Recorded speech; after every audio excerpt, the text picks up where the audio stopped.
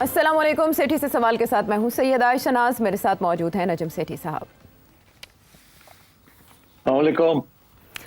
पाकिस्तान में इस वक्त मैच एक बार फिर इंटरेस्टिंग मोड पर है और समझ इसलिए भी नहीं आ रही इस मामले की कि अगर इसमें कोई रेफरी होता तो वो बताता कि मैच किसके हक में जा रहा है, कोई रेड कार्ड कोई येलो कार्ड दिखाई देता, लेकिन ऐसा होता अभी तक दिखाई नहीं दे रहा। और सबसे ज़्यादा जो रेलेवेंट हो चुके हैं सारे मामले में आईनी तरमीम को लेकर, ये मामला शुरू हुआ था मोहसिन नकवी साहब के साथ होने वाली मुलाकातों से और उसके बाद बिलावल भुट्टो जरदारी साहब ने लगाम संभाली, लेकिन अब सेंटर स्टेज ले चुके हैं मौलाना फजलुर रहमान और इलेक्शन कमीशन ऑफ पाकिस्तान।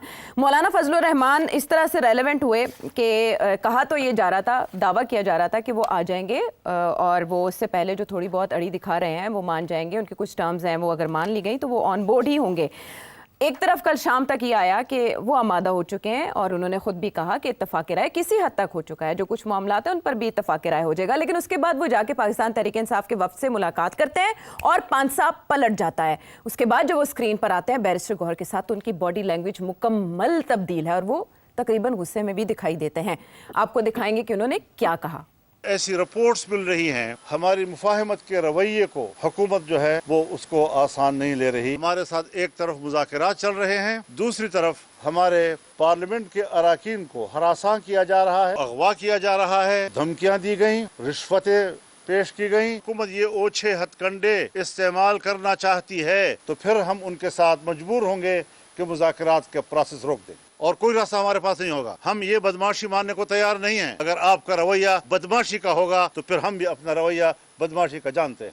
इसमें इरफान सिद्दीकी साहब ने कहा था कि एक दम होगा, कोई दम करेगा और ये आईनी तरमीम जो हैं वो फाइनल हो जाएंगी, लेकिन यहाँ पर तो लगता है कि किसी और का ही दम निकल रहा है। बैरिस्टर गौहर भी साथ मौजूद है। बैरिस्टर गौहर ने भी जो मीडिया से गुफ्तगू की आपको वो भी सुनवाएंगे।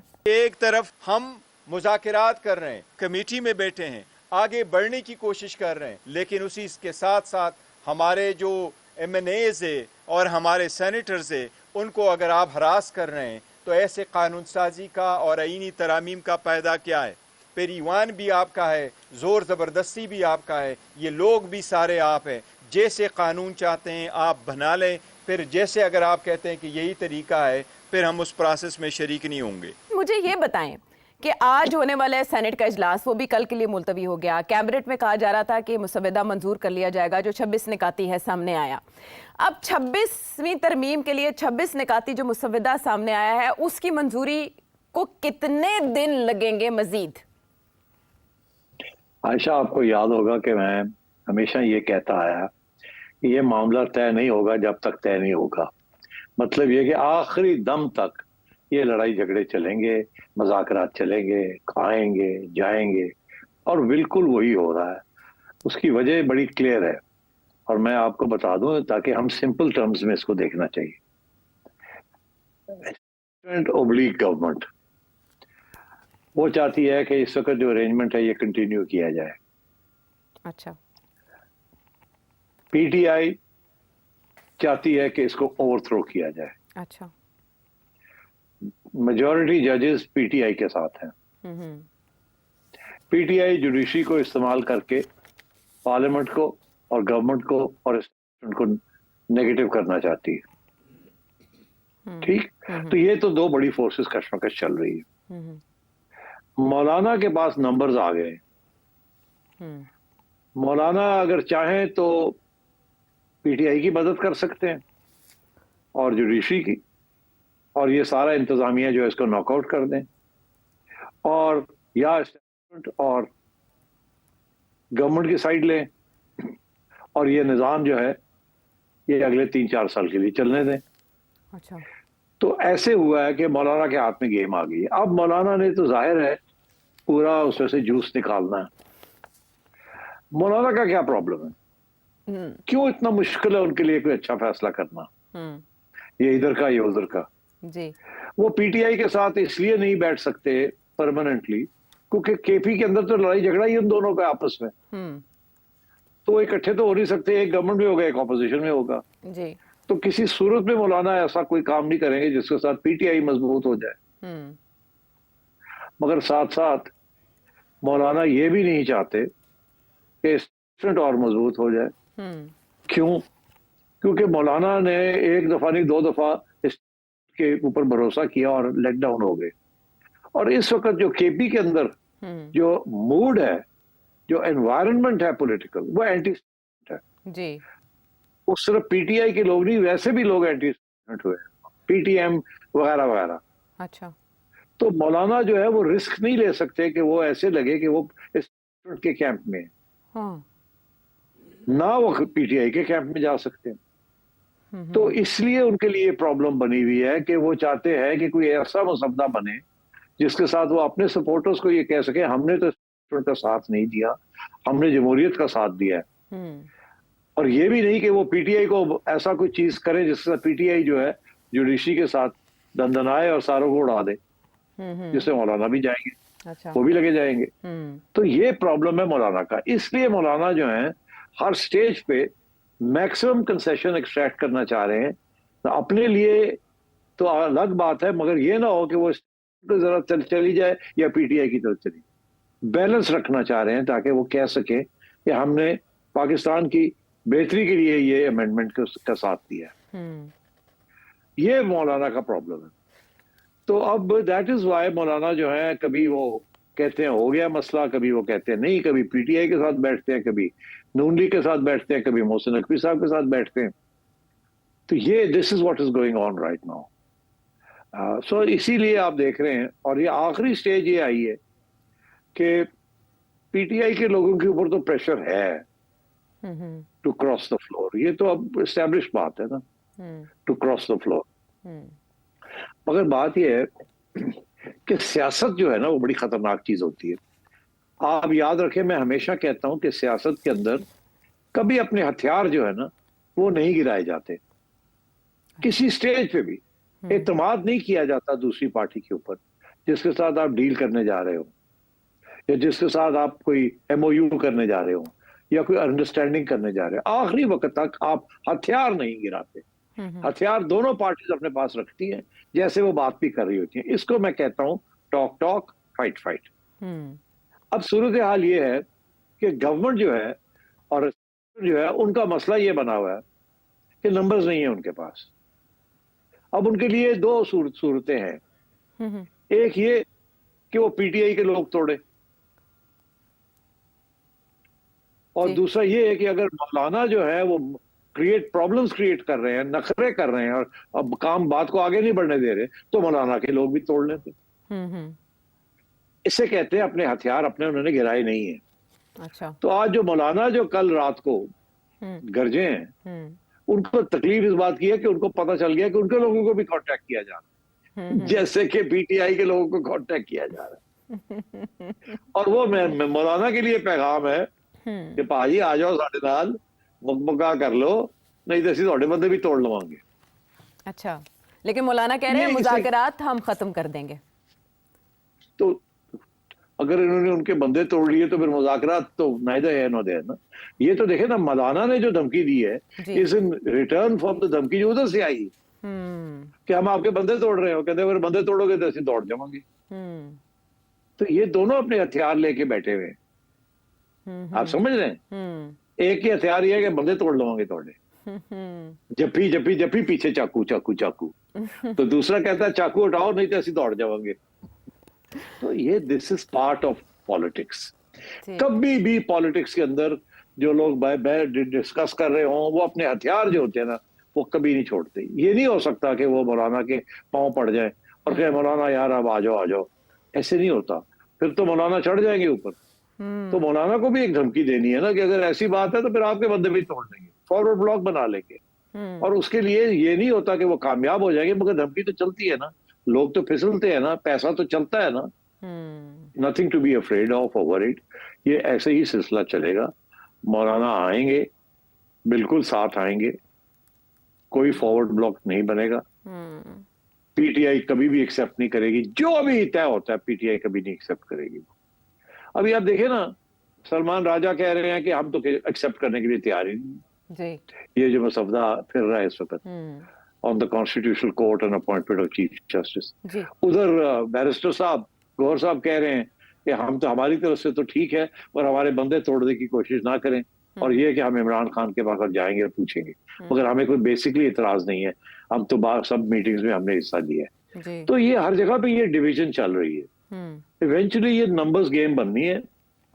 अगर गवर्नमेंट तोड़ लेती है लोगों को, तो वो सबको कहेगी जाओ हमने तोड़ लिए बंदे, हम आपकी बात नहीं मानते, और दिल ड्रम डा करके इसको पास कर देंगे। अगर नंबर्स नहीं पूरे होते तो फिर इन मौलाना को साथ ले जाना पड़ेगा और कोई ना कोई कंसेशन कहीं ना कहीं देने पड़ेंगे। अच्छा, आप सेठी साहब ये नहीं समझते कि बहुत पहले अगर मौलाना को ऑन बोर्ड ले लिया जाता तो मैच इतना फंसता ही ना, और मौलाना जो इस वक्त आपके ख्याल में पाकिस्तान तहरीक इंसाफ को एज अ बेट यूज कर रहे हैं अपने लिए, पाकिस्तान तहरीक इंसाफ मौलाना जाहिर है जी अपने लिए ही करेंगे ना। मौलाना जो भी कर रहे हैं वो अपनी बेहतरी के लिए कर रहे हैं ना। वो पीटीआई के साथ कोई प्यार मोहब्बत तो नहीं है, अगर कुछ है तो दुश्मनी है। और पीटीआई जो है, जो कि मौलाना को जितनी पीटीआई ने गालियां दी हैं और वह इमरान खान ने गालियां दी हैं, मेरा ख्याल है तारीख में किसी ने मौलाना को जेयूआई को इतनी गालियां नहीं दी जितनी इमरान खान ने दी, और वो भी 50-50 हजार के मजमे के आगे बैठ के। तो सियासत में ये सब कुछ चलता है, मगर दिलों में जो बात होती है वो नहीं बाहर आती। वो उसी वक्त आती है जब मफाद की बात आती है, फिर अपने मफाद में सब काम करते हैं। तो ये आपका कहना कि वो मौलाना बेट इस्तेमाल कर रहा है, ऑफ कोर्स जाहिर है, उधर हर दूसरे दिन फुदक के वहां पहुंच जाते हैं मौलाना, और वो फुदक के इधर आ जाते हैं। तो ये सिर्फ नून लीग को दिखाने के लिए कि हम we can create trouble, we are at it. फिर वो शहबाज शरीफ साहब को रात को 12 बजे के बाद बिलावल को लेकर मौलाना के घर जाना पड़ता। नहीं नहीं नहीं नहीं नहीं नहीं, वो गलत फहमी हो गई। वो आपको पता ही है, बच्चे जो है ये खुद ही कुछ ना कुछ कर लेते हैं ना। मौलाना रहने दो, कोई गल नहीं, मौलाना उनकी दाढ़ी शाड़ी को जाके हाथ लगाया होगा। मगर मौलाना भी तो खेलेंगे ना, पूरी गेम खेलेंगे, वो आखिरी वक्त तक खेलेंगे। मगर मैं ये कह रहा हूँ कि आखिरी वक्त पे वो he will go with the government, but वो इस तरीके से ताकि ये लगे ना कि वो गवर्नमेंट के साथ गए हैं, ताकि ऐसे लगे कि उन्होंने जमहूरियत के लिए, आइन के लिए ये सब कुछ किया। ठीक है, लेकिन एंड टाइम पे मौलाना पहले इत्तफाक राय का इंदिया देते हैं, फिर बैरिस्टर गौहर से मिलने के बाद वो बहुत गुस्से में ये बातें करते हैं। अब कल तक ये पाबंदी है इमरान खान साहब से मुलाकात पर, और दूसरी तरफ बिलावल ये एहतमाम करते दिखाई दे रहे हैं, बैरिस्टर गौहर को तसल्ली करवा रहे हैं कि मैं आपकी मुलाकात का एहतमाम करता हूँ बानी पीटीआई के साथ। बानी पीटीआई अब इस सिचुएशन में आपके ख्याल में क्या माइंड अप्लाई करेंगे? बानी पीटीआई ने कहना कोई डील नहीं, नो डील, बॉयकॉट, एहतजाज, स्ट्रीट पावर, सड़कों पे निकलो, नहीं मानते हम इसको। That is what बानी PTI is going to say. अच्छा, मीनवाइल मौलाना फजलुर रहमान की जानिब से सिट साहब एक मशवरा दिया गया है कि जस्टिस मंसूर अली शाह की जो नेक्स्ट अपॉइंटमेंट है as chief justice of Pakistan, उसका नोटिफिकेशन इशू कर दिया जाए। अब देखें, काजी फायज ईसा साहब के जाना तो ठहर गया कि फुल कोर्ट का भी नोटिफिकेशन हमने देख लिया।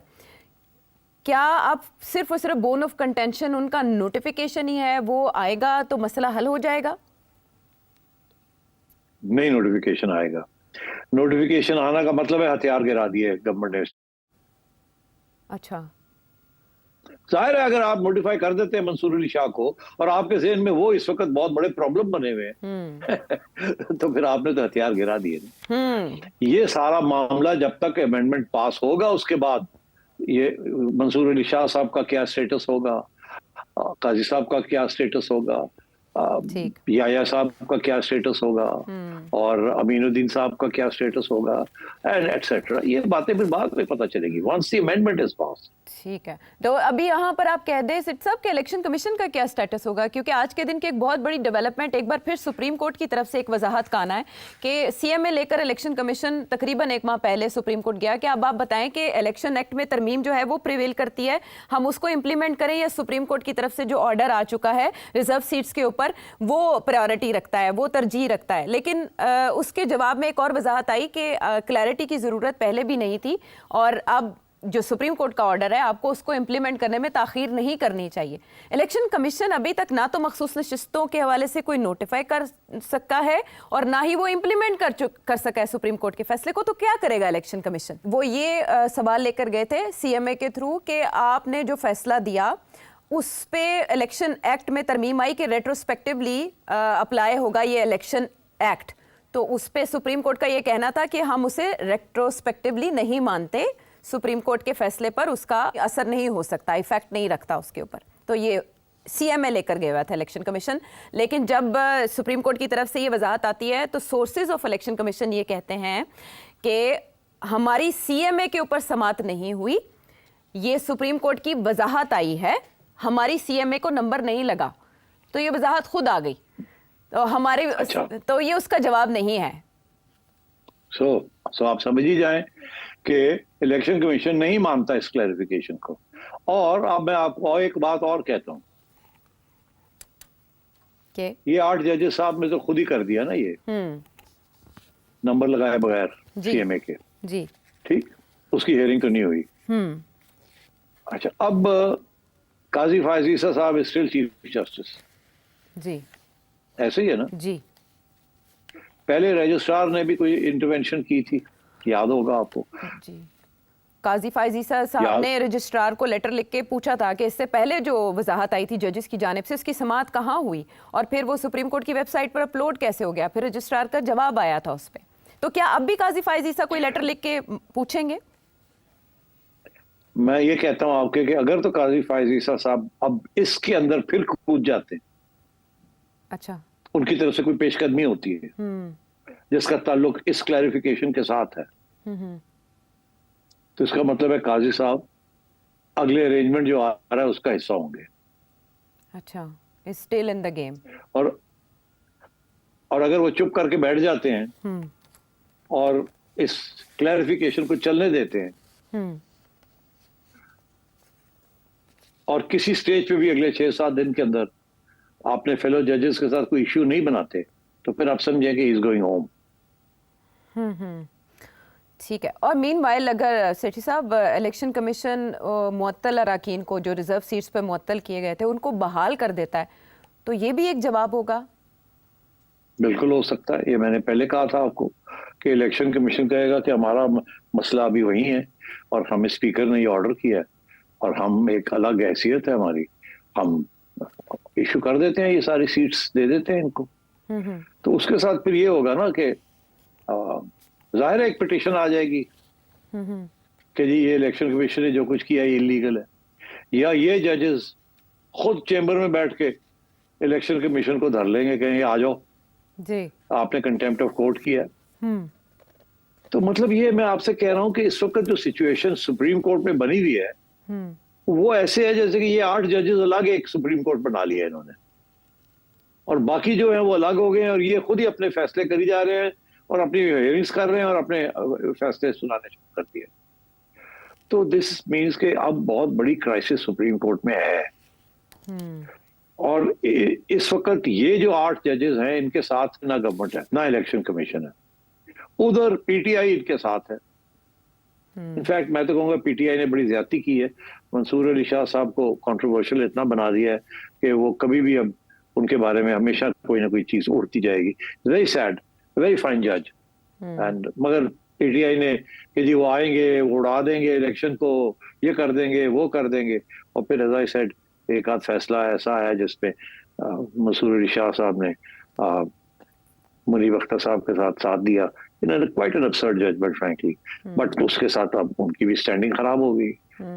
तो अब ये इस किस्म की सिचुएशन है एंड आई एम अफ्रेड जब तक ये कॉन्स्टिट्यूशनल अमेंडमेंट पास नहीं होता और अगले अपॉइंटमेंट्स नहीं हो जाती उस वक्त तक ये कंफ्यूजन चलेगी। बट मुझे लग ऐसे रहा है कि सुप्रीम कोर्ट के अंदर ये 8 जजेस जो हैं ये कुछ भी नहीं मानेंगे अब। अच्छा, ये कुछ भी नहीं मानेंगे, इनके अंदर से ब्रेक होनी पड़ेगी। सम जजेस will have to be broken और will have to shift their position ताकि ये मामला आगे चले। नहीं तो फिर यही होगा कि parliament versus supreme court and जैसे मैंने कहा और उसके अंदर क्योंकि एग्जीक्यूटिव पावर पार्लियामेंट में है तो supreme court will be the loser. ठीक है, ये जिस तरह से आपने कंक्लूड किया, इसको बादियो नज़र में ऐसा ही देखा जा रहा है कि ये बेसिकली बालादस्ती है कि पार्लियामान बालातर है या जुडिशरी, और ये हमेशा से होता आया है। लेकिन क्या अब की बार कुछ मुख्तलिफ होगा? इसमें पार्लियामेंट की तरफ से भी क्या कोई जवाबी वार आ सकता है? बहुत से सवाल अपनी जगह हैं बरकरार, लेकिन एनालिसिस आपने जाना। एक और अहम मामला एक ब्रेक के बाद। शो में साथ देने का शुक्रिया। और अब वो मामला जिसको लेकर पंजाब में सेक्शन 144 का निफाज किया गया, ये मामला कहाँ से शुरू हुआ, कैसे इतना बिगड़ा, ये आया है लाहौर हाई कोर्ट के रूबरू, जहां चीफ जस्टिस ने इस मामले की समाअत की और एडवोकेट जनरल पंजाब और आईजी पंजाब उनसे सवालों जवाब किए। और जो जवाब मिले उस पर इत्मीनान का इजहार लाहौर हाई कोर्ट की तरफ से chief justice Lahore high court की तरफ से नहीं किया गया। बड़े पर्टिनेंट क्वेश्चंस थे जो उठाए गए कि 2 दिन तक इनएक्टिव क्यों रही इंतजामिया और क्यों इस पर फौरी तौर पर एक्शन नहीं लिया गया, और लेट क्यों इस पर रिस्पॉन्स दिया गया पुलिस की जानिब से। और ये भी पूछा गया कि आपने वीडियोस को वायरल होने से रोकने के लिए किस अथॉरिटी से रब्ता किया, तो आईजी पंजाब ने बताया कि पीटीए से रब्ता किया गया। और इसके अलावा साइबर क्राइम को देखने के लिए सिर्फ एक इदारा है, यानी the helplessness of IG Punjab वो ये है कि वो सिर्फ एक इदारे के ऊपर रिलाय करके कोशिश कर रहे थे इस मामले को समेटने की। इसके अलावा उन्होंने ये भी कहा कि डाटा को अपलोड होने से रोकना आसान नहीं है। यहाँ उन्होंने बरतानिया की मिसाल दी। सेठी साहब, आप बरतानिया में बैठे हैं और वो फसादात जो बरतानिया में हुए ज़्यादा दूर की बात नहीं है। इस पे chief justice Lahore high court ने कहा कि आप वहाँ की मिसाल ना दें। तो चले मैं आपसे यहाँ के हवाले से क्वेश्चन कर लेती हूँ कि ये जो भी मामला हुआ, जिस तरह से ये चिंगारी आग में तब्दील हुई और ऐसे फैल गई कि सेक्शन 144 का निफाज करना पड़ा, ये कैसे बात इतनी बड़ी, और आपके ख्याल में मिस हैंडल किसने किया इस मामले को? नहीं, मिस हैंडल तो खास नहीं हुआ, हैंडल हुआ, ब्रिलियंटली हैंडल्ड बाय पीटीआई। ये बनाना चाह रहे हैं बांग्लादेश, स्टूडेंट्स को निकालने की कोशिश, पूरी प्लानिंग के तहत ये हुआ। I have made a full investigation और सोशल मीडिया में बड़े पावरफुल हैं, सो दे यूज्ड इट।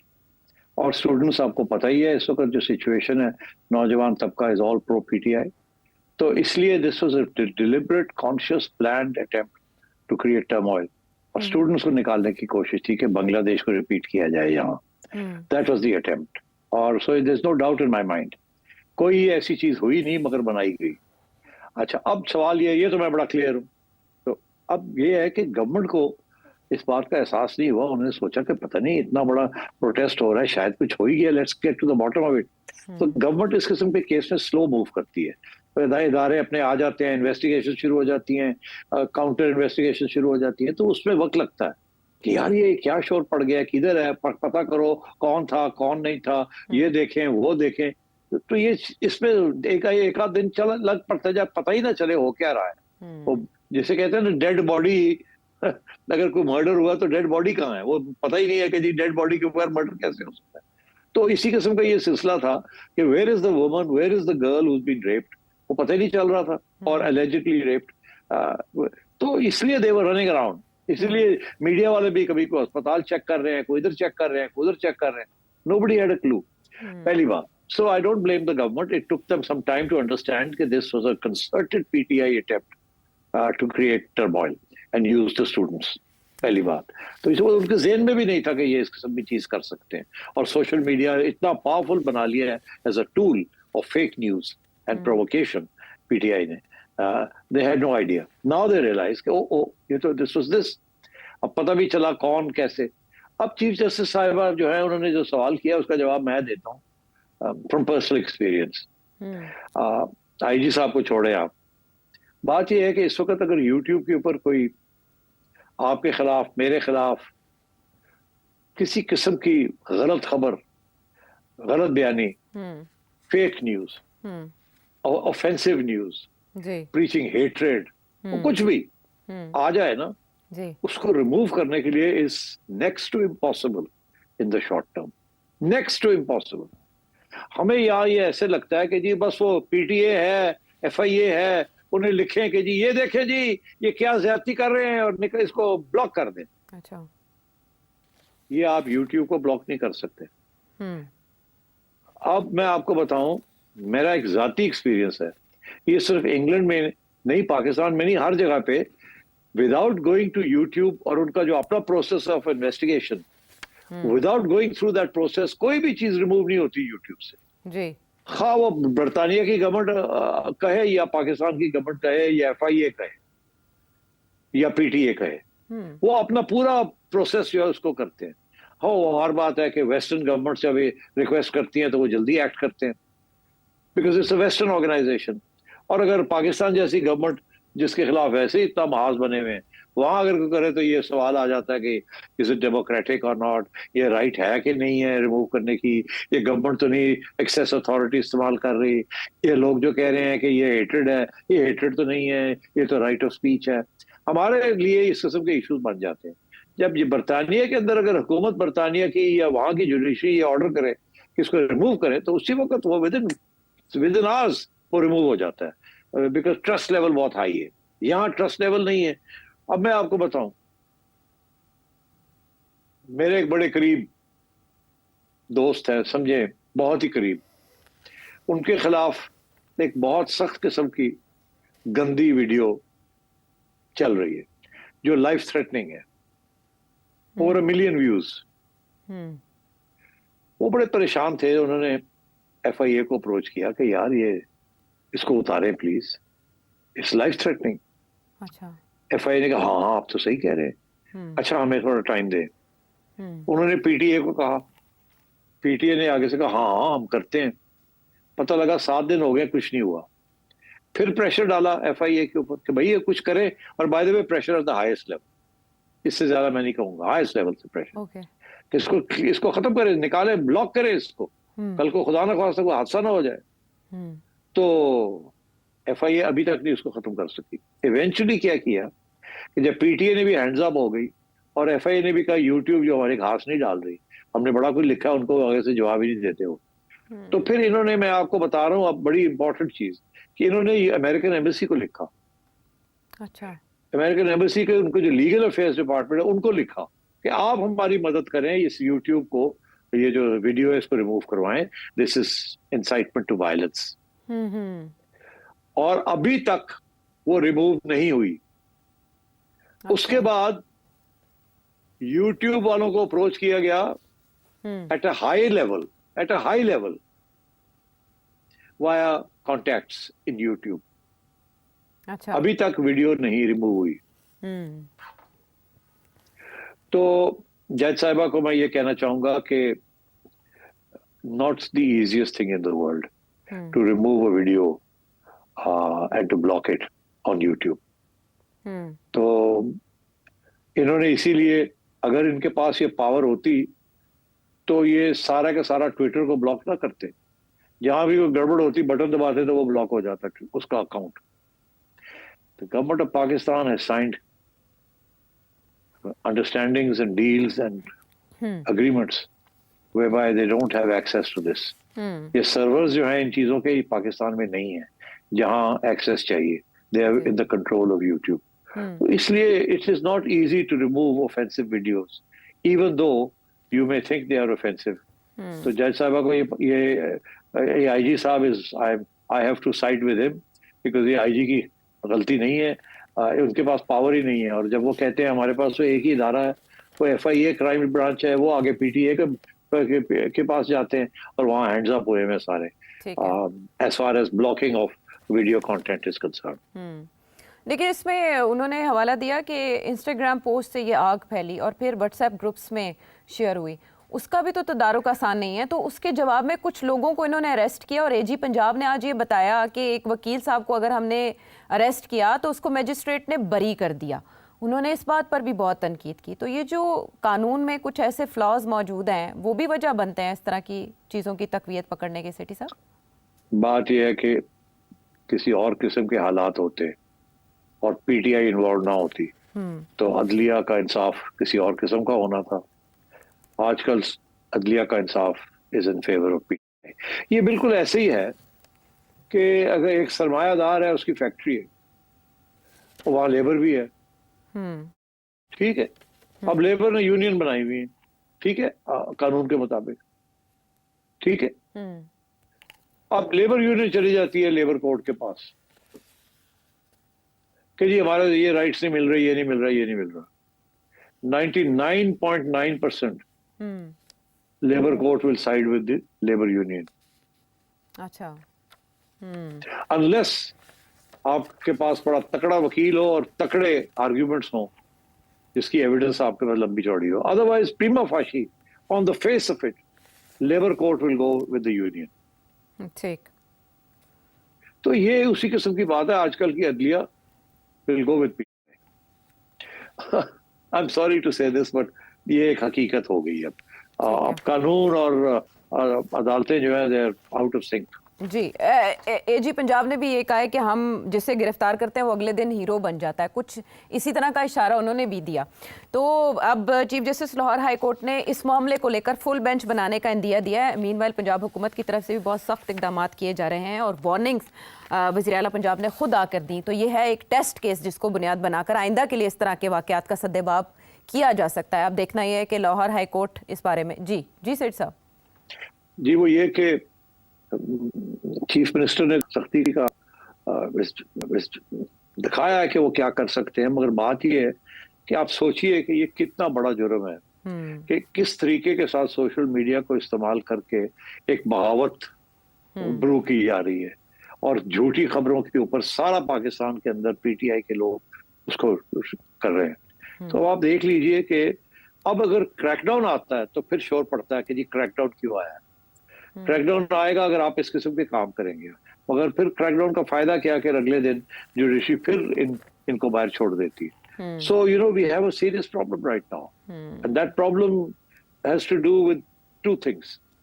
एक ये कि एक popular perception of who won the election and who lost the election, और दूसरा ये कि द एंटी सेंटिमेंट। ठीक है, पोलराइजेशन है एक्सट्रीम लेवल की, फिर इस तरह के मामला का शिकार हो जाते हैं बजाय ये कि वो हल की तरफ जाएं, उसमें कन्फ्यूजन ज़्यादा हमें दिखाई देती है। वापस आते हैं हम एक ब्रेक के बाद।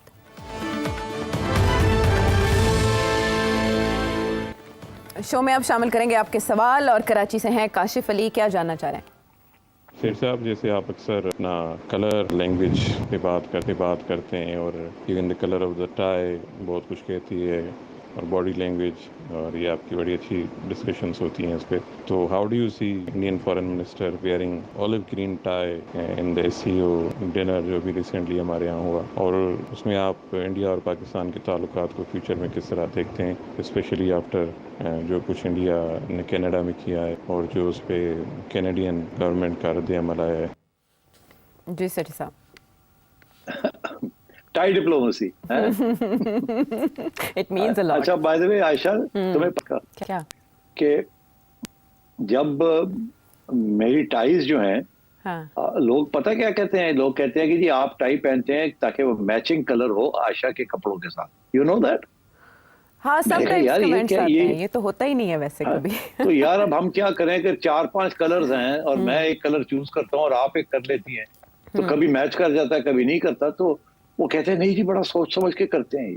तो ये उसी किस्म की बात आ गई कि टाई डिप्लोमेसी, टाई शो। तो ये टाइज के बारे में मुझे याद आया कि एक जमाने में जब मैं मुनीर फरूक के साथ शो करता था जियो के ऊपर आपस की बात, अच्छा, तो उस वक्त हम एमक्यूएम के बारे में काफी तबसरे करते थे और एमक्यूएम उस वक्त बड़ी अग्रेसिव सियासी जमात थी और मुतहद भी थी और वो हमारे तबसरे पसंद नहीं करते थे। तो उसमें अल्ताफ साहब का नाम तो नहीं लेना चाहिए मगर अब ले लिया तो जाने दें।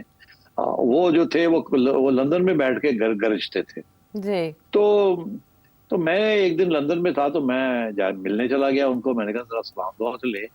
तो वहां बातों बातों में कोई बात हुई तो मैंने कोई बात कर दी कड़वी सी।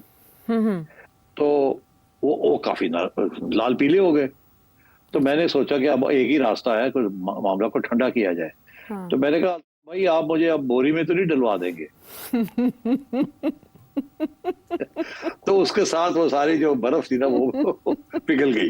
तो फिर हंसी मजाक शुरू हो गई। नहीं मैं तो ये नहीं करता। मैं मतलब है कि मैंने बचा लिया अपने आप को, नहीं तो मैं बोरी बोलने वाला। अच्छा, अब जब मैं लाहौर में आके तो मैंने वो मुनीब के साथ हम शुरू हो गए और हर रोज हम टाइयां चेंज करते थे। अच्छा, तो जनाब वो कमाल साहब हैं IMF के, वो बहुत नाराज थे। वो उस वक्त मेयर थे कराची के, ठीक, और मुस्तफा कमाल साहब। तो उन्होंने एक प्रोग्राम के ऊपर बैठ के कहा कि ये दोनों जो बैठे हुए ना याजूब माजूब, हमारा नाम लगा दिया उन्होंने, माजूब याजूब या याजूब माजूब। ये दो शैतान जो है ना, इनको हम देखेंगे टाइयां पहन के बैठ जाते हैं, हर रोज टाइयां तब्दील करते हैं। तो हमारा टाइयों का तबसरा उधर से शुरू हो गया।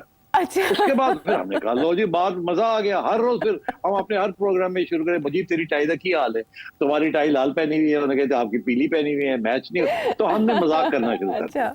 अच्छा, जब मजाक करना शुरू कर दिया टाइयों का, तो फिर वहीं से हमें एक पैगाम आया, एक बंदा आ गया। अच्छा। वो 4 टाइयां लेके आया हमारे लिए कि भाई नहीं, ये आपके लिए 4 टाइयां भेजी है और आप अब टाइयों का मामला खत्म करें। तो फिर तो वो टाइयां बहुत बड़ी महंगी टाइयां थी, वो 4 टाइयां आई। मैंने मुनीब को कहा पहली सिलेक्शन मेरी है, फिर सेकंड सिलेक्शन आपकी, मैं सीनियर हूँ। तो जो 2 मुझे पसंद थी वो मैंने ले ली, फिर 2 मुनीब ने ले ली। अच्छा। तो टाइयों से ये डिप्लोमेसी, शोज, ये सारी चीज याद आ गई। हाँ। Now to come back to the main question, कि मेरा ख्याल है ये ऑलिव ग्रीन टाई जो उन्होंने पहनी है, दिस इज ऑल्सो इम्पोर्टेंट। ये आपकी बात सही है, बिकॉज जब ये आए थे तो बड़े फ्राउन कर रहे थे और ऐसे लगता था कि स्टिफ अपर लिप और कोई बात नहीं होगी, ये होगा। और जब गए यहाँ से तो उनको जो जो जो जो बर्फ मेल्ट हो चुकी थी मियां नवाज शरीफ साहब की वजह से, और तो उसकी वजह से फिर ये, और जब उनको हॉस्पिटैलिटी यहाँ मिली है जिस तरीके के साथ, तो मेरा ख्याल है बहुत अच्छा इंप्रेशन लेके गए हैं यहाँ से और सॉफ्ट होके गए हैं यहाँ से। बिकॉज बेसिकली तो उनको मालूम है ना कि शरीफ ब्रदर्स जो हैं, ये जो नून लीग है, that is for peace with India, for normalization. और इन्होंने पहले भी कोशिश की और इनकी अब भी कोशिश है, तो they give benefit of the doubt to मियां नवाज शरीफ। तो इसलिए मैं समझता हूँ कि the olive green tie could have been a small gesture of not conciliation but of softening. Okay, olive branch कह सकते हैं। I think you are right. बाकी आई अब ऑलिव ब्रांच, जब अब आप समझते हैं कि कनाडा वाली बात जो है, वहां कोई टाइयां वाइयां नहीं मिल रही। मैं आपको बता दूं, the Canadians are very angry, very very angry, and Indians के साथ इंडियंस ने बड़ी ज्यादती की है वहाँ यूजिंग कैनेडियन सॉइल। मगर you see they were doing it in Canada, they were doing it in America, they were doing it in the UK. और ये अजीत दोवल साहब की ये पॉलिसी रही है, उन्होंने पाकिस्तान में भी ये किया। और अब मेरा ख्याल है उन्होंने, there is protest from the advanced countries कि you can't do this sort of thing in our countries. So I think India is on the back foot. मगर वो जाहिर है वो अब अपने तरीके के साथ ही इसको हैंडल करेंगे। अब तो अभी तो Canadians are taking a very hard line and rightly so.